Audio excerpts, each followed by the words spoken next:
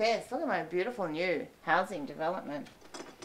Oh, hello. I'm home. I couldn't find anywhere to park the car today in Byron. You wouldn't believe it. So I had to leave it there. I just realised the other day, I can't even keep up with how many approvals have happened in Byron lately. Like, they're just like willy-nilly approving. It's happening so quickly. I think I sort of gathered the council really, I think it's like the state government has kind of overruled our local council, of course, because what's the point of making a decision in a community? I mean, as if we could make our own decisions. I think it's like nearly allotments of almost 3,000 dwellings, which is that's a lot. That's a lot of houses.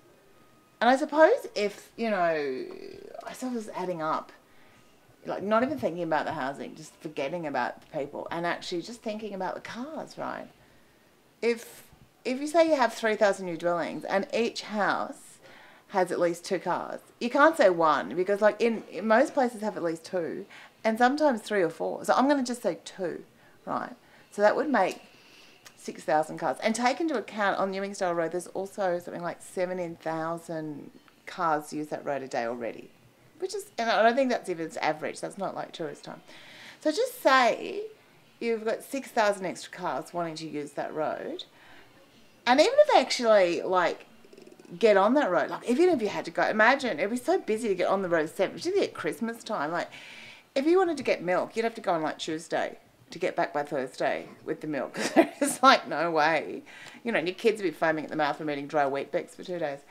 You'd have to really kind of plan ahead for that kind of movement. But, so I worked out, so an average car is something like, I don't know, 4.5 metres in length. Right. I don't know if anyone ever does this in the state government, because I was thinking of how long they are. And if you actually add that up, 4.5 metres times 6,000 cars, that's actually 27 kilometres of parking. Like if it was just street parking that you would need. And like just say, for instance, because what's happened with all this, and I think it's the one thing that we've really needed in Byron is a ghetto. It's really been, I think the town is missing a ghetto. And I think it's awesome to actually have a ghetto that you can't ghetto out of or ghetto into. It's so tight. And traffic jams are, it's all how you think about them. It actually could be quite a powerful place for people because it's very in the moment when you're trapped and you can't actually move anywhere. Like you are so in the moment. It's kind of like Bikram yoga of traffic jam in the car. So that could actually, that could be quite an amazing thing, in the ghetto. And the great thing about the ghetto now is they've just approved, like today it's come through, we're going to get a mall in Byron. How exciting, woo! And if you live in the ghetto, that's where you go to the mall.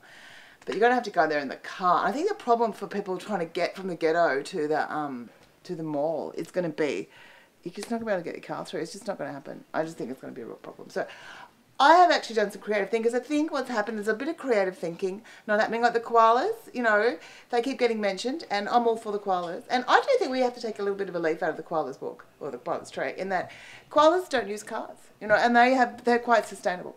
Well, they're not really because we keep pushing them out. But we have to live a bit more like koalas. So I'm pushing for this kind of radical idea. And that is to actually just get rid of cars entirely. And like not even going, holiday people can't, like nobody. Because you start doing that, everyone will start getting all bloody, uppity about, I can have a car, can't. I just think, why not do that? Because we wouldn't have to do this, right, the state government before they approved all these like housing allotments. They actually thought a little bit further ahead and say, why don't we introduce some infrastructure, seeing they've had nothing since white settlement. Maybe like public transport would have been a good idea, at least. But no government in their right mind are going to fund, a kind of, highly efficient, like a light rail that, could last for a century and that would be really sustainable. Who's going to do that? That is just nuts, It's not feasible to do something that works and that could actually be really amazing. You don't do that.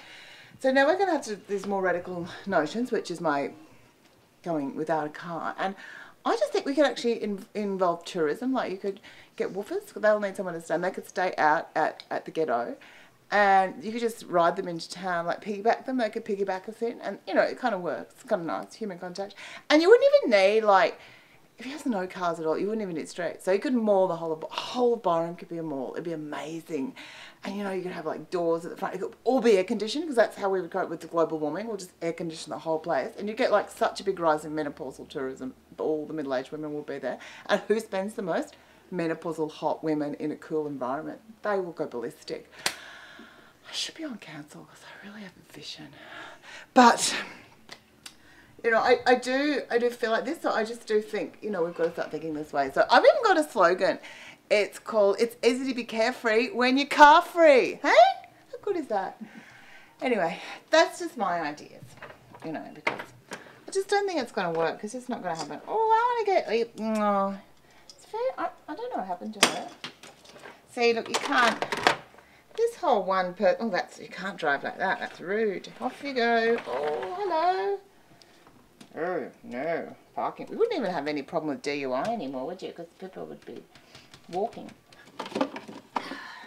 Police could do something like police ice manufacturers. There you go. It's very hard being a visionary.